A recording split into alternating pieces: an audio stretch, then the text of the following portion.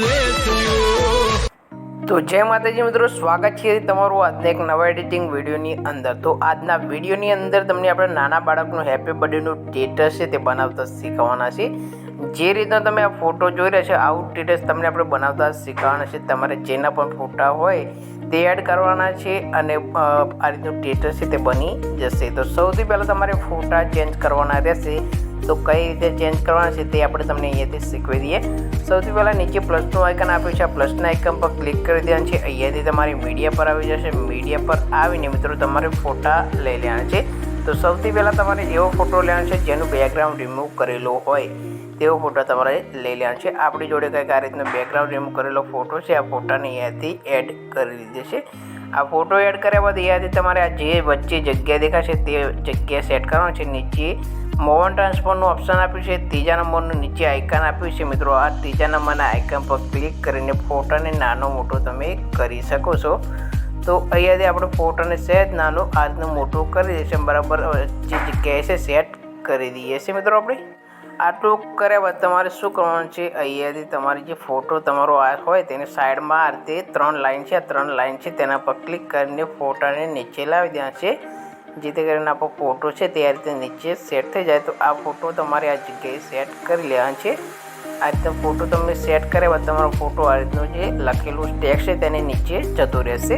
ત્યારબાદ નીચેવાળો ફોટો છે તેને ડિલીટ કરી દેવાનો છે। ડિલીટ કર્યા બાદ અહીંયાથી આપણે ગ્રુપ તમને જોવા મળશે, આ ગ્રુપની અંદર તમારે ફોટા ચેન્જ કરવાના છે, ફોટા ચેન્જ કરી લેવાના છે। મિત્રો આપણે અહીંયાથી તો નીચે ગ્રુપ આપેલા છે, કોઈ પણ ગ્રુપની અંદર તમે ક્લિક કરી દેવાનું છે। નીચેવાળું સૌથી નીચે કોર ગ્રુપ છે મિત્રો, રાઉન્ડવાળું, તેના પર ક્લિક કરીને અહીંયાથી એડિટ ગ્રુપનું ઓપ્શન જોવા મળશે, તેના પર ક્લિક કરી દેવાનું છે। પ્લસનું આઇકન જોવા મળે તેના પર ક્લિક કરીને અહીંયાથી મીડિયા પર આવી જશે। મીડિયા પર આવીને જે ફોલ્ડરની અંદર તમારે ફોટા હોય તે ફોલ્ડરની અંદરથી તમારે ફોટા લઈ લેવાના છે। તો આપણે અહીંયાથી કોઈ પણ ફોટા છે તે અહીંયાથી એડ કરીને બતાવી દઈએ છીએ। આપણે હાલ ફોટો લીધો તે ફોટાને અહીંયાથી આજનો લઈ લીધું છે। આટલું કર્યા બાદ તમારે શું કરવાનું છે, ફોટાને નીચે ખેંચવાનું છે। તો આ રીતે ખેંચી લેવાનું છે, સાઈડમાં 3 લાઈન આપી તેના પર ક્લિક કરીને આ રીતે નીચે લાવી દેવાનું છે। ફોટો બરાબર તમારો સેટ થઈ જાય એટલે તમારે આ ફોટાને આ રીતે સેટ કરવાનો રહેશે મિત્રો, બરાબર। તો આ રીતનું સેટ કરી લેવાનું છે।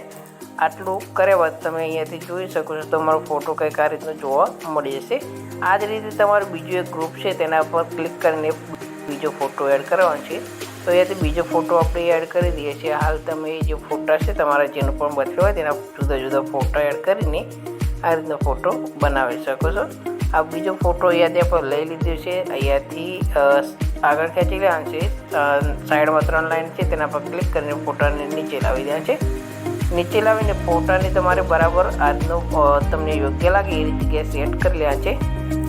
આજનો સેટ કર્યા બાદ નીચેવાળા ફોટાને ડિલીટ કરી દેવાનું છે। ડિલીટ કર્યા બાદ આજનો ફોટો તમારો બની જશે। આટલું કર્યા બાદ ત્રીજો એક ફોટો છે તેને પણ ચેન્જ કરી લેવાનો છે। તો ત્રીજા ગ્રુપની અંદર જતું રહેવાનું છે। ત્રીજું ગ્રુપ છે એ સૌથી ઉપર આપેલું છે તેના પર ક્લિક કરી દેવાનું છે। મિત્રો આપણે અહીંયાથી ક્લિક કરીને અહીંયાથી આ ફોટાને ચેન્જ કરી લેવાનું છે। ત્રીજો એક ફોટો આપણે અહીંયાથી કોઈ પણ સારો ફોટો હોય તેને એડ કરી લઈએ છીએ। અહીંયાથી આ રીતનો ફોટો છે તેને એડ કરી દીધો છે। એડ કર્યા બાદ અહીંયાથી આગળ આવી જવાનું છે અને નીચે લાવી જવાનું છે, બરાબર જગ્યાએ તમારે સેટ કરવાનો રહેશે। આપણી જોડે આ રીતનો સેટ કરી લીધો છે। સેટ કર્યા બાદ નીચેવાળા ફોટાને ડિલીટ કરી દેવાના છે। ડિલીટ કરીને તમે ફોટા આ રીતના સેટ થશે એટલે તમારું ફોટો એડિટિંગનું કામ તમારું પૂરું થઈ જશે। ત્યારબાદ તમારે અહીંયાથી જેનું પણ બર્થડે હોય તેનું નામ ચેન્જ કરવાનું છે। અહીંયાથી રાજવીર લખેલું, અહીંયાથી રિયાંશ લખેલું છે તે જગ્યાએ આપણે રાજવીર લખી દઈએ છીએ।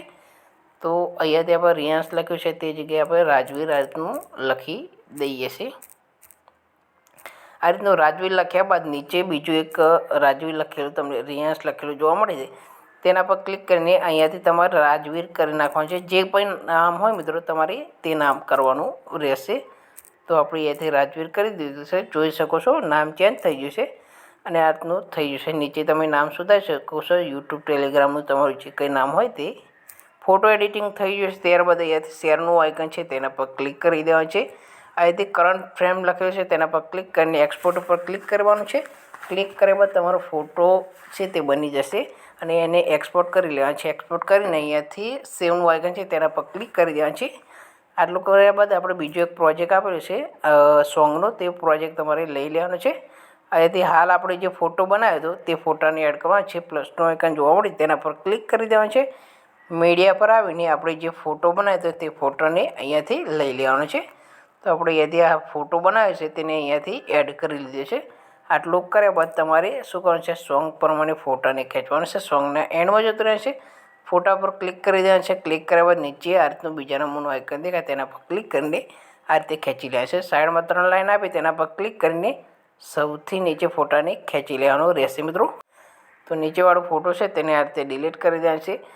અહીંયાથી તમારે શેરનું આઇકન દેખાય તેના પર ક્લિક કરીને એક્સપોર્ટ કરશો એટલે તમારો ફોટો વિડીયો છે તે તમારે બનીને રેડી થઈ જશે.